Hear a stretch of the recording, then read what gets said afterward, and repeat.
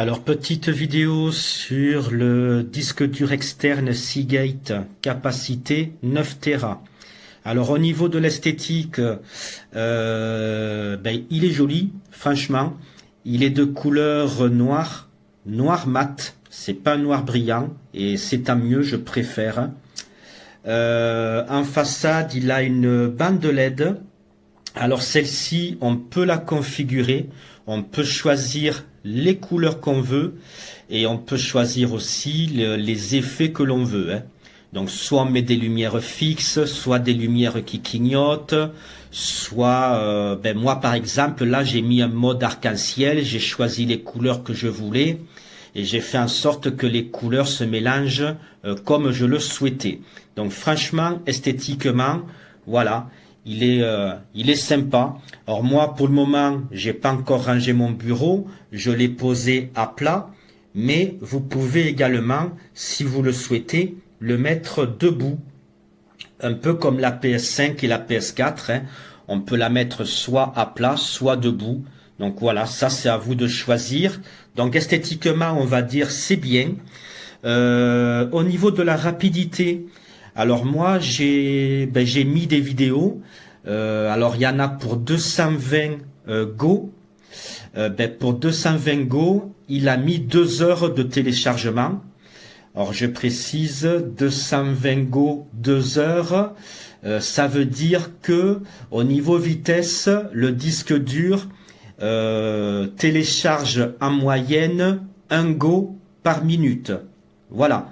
Alors je sais pas si c'est rapide ou pas par rapport aux autres marques de disques durs, parce que c'est mon premier disque dur, j'en ai jamais acheté d'autres, hein. En tout cas voilà, 1 Go par minute. Donc moi, 220 Go de vidéo, il m'a fallu 2 heures. Voilà, donc quoi dire d'autre? Donc au niveau vitesse, voilà, retenez 1 Go à la minute. Esthétiquement, il est beau. Oui, j'allais oublier, point négatif. Alors pour moi, c'est une grande déception. Alors je ne sais pas si tous les disques durs c'est pareil. Moi j'avais pris une capacité 9 Tera parce que il me fallait 9 Tera. Et en fait, je m'aperçois que sur les 9 Tera de disponibles, eh bien, il n'y a que 7 Tera de disponibles.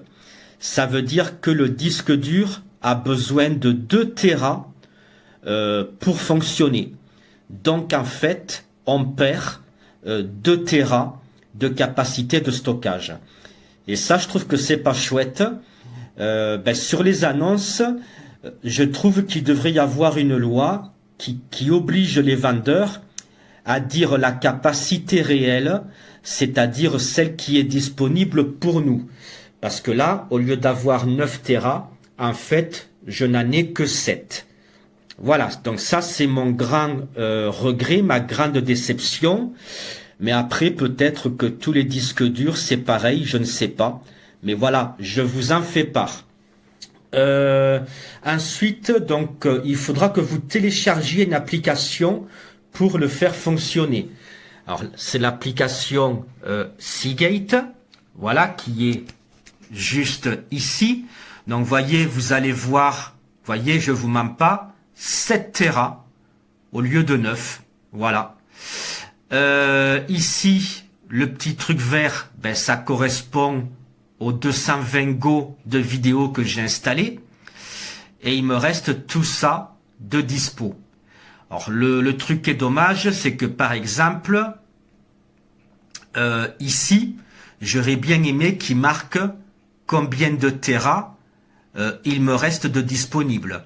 Là, il marque 7 Tera, mais en fait, j'ai pas 7 Tera puisque je les avais dès le départ et j'ai mis 220 Go de film.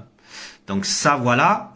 En tout cas, voilà, vous pouvez voir visiblement la barre ici de capacité de stockage qui va au fur et à mesure de vos téléchargements se remplir en vert, de couleur verte, et ça va vous donner une idée de ce qui vous reste de disponible en capacité de chargement. Ici, vous pouvez sauvegarder vos fichiers importants. C'est-à-dire que vous pouvez programmer les sauvegardes. C'est-à-dire que vous pouvez dire à l'application, eh bien moi, chaque fois que je fais une vidéo, je veux que celle-ci soit téléchargée automatiquement. Chaque fois que je prends une photo, je veux qu'elle soit téléchargée automatiquement. Voilà. Vous pouvez décider si le disque dur sauvegarde vos données tous les jours ou si le disque dur télécharge vos données chaque semaine ou une fois par mois. Ça, c'est vous qui décidez. Moi, je n'ai pas programmé de sauvegarde. Je préfère le faire manuellement. J'aime bien gérer moi-même. Mais si vous voulez pas vous embêter, vous cliquez ici. Alors, je le ferai pas, hein, et il va vous demander d'organiser vos sauvegardes de vidéos, de photos, de logiciels, de ceci, de cela. Et c'est vous qui déciderez si vous voulez que la sauvegarde se fasse quotidiennement ou chaque semaine ou une fois par mois. Là, c'est pour récupérer par exemple des fichiers qui se seraient éventuellement perdus. La mise en miroir, apparemment, c'est pour synchroniser des données. Voilà, créer des dossiers, c'est votre ordinateur et le disque dur qui sont en miroir l'un de l'autre. Alors ça, je vous avoue, je ne m'en suis pas servi, je ne sais pas comment on fait et à quoi ça sert exactement.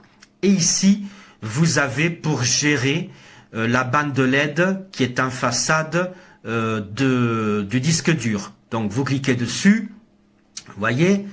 Alors, que je me rappelle comment on fait. Donc là, on voit qu'elle est active. Je crois que c'est ici qu'il faut cliquer. Voilà. Donc, vous voyez, je fais marche arrière. Donc là, on voit que la LED est active. Si je clique dessus, eh bien, je la désactive. Là, l'engrenage, je clique dessus. Je peux choisir la couleur que je veux. Ben, rouge, bleu, jaune, vert, orange. Voilà. Je choisis ce que je veux. Ici, je peux choisir les effets statiques, mode pulsation, mode clignotement, mode glissé. Voyez, vous avez 1, 2, 3, 4, 5, 6, 7 modes différents en mode arc-en-ciel. Et si vous choisissez couleur unique, eh bien là, ça sera à vous à choisir la couleur que vous préférez. Vale, tenemos la PlayStation 4 con el disco conectados y cuando damos nos sale esto.